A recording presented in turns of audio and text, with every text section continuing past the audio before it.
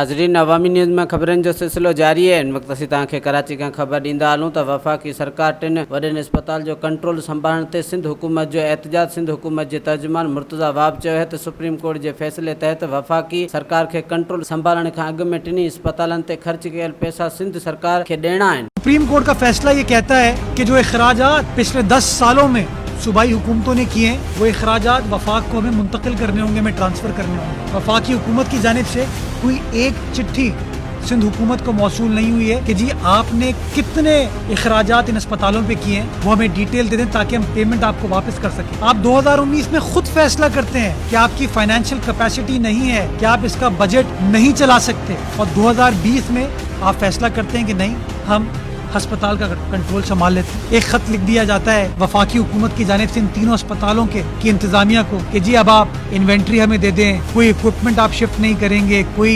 भर्तियां नहीं होंगी। मुझे ऐसा लगता है कि वफाकी हुकूमत कोरोना वायरस से नहीं, सिंध हुकूमत से लड़ना चाहती है। वधीक खबरनि ऐं तफ़सील जे लाइ विज़िट कयो असांजी वेबसाइट awamiNewsHD.com ऐं ॾिसंदा रहो अवामी न्यूज़ HD।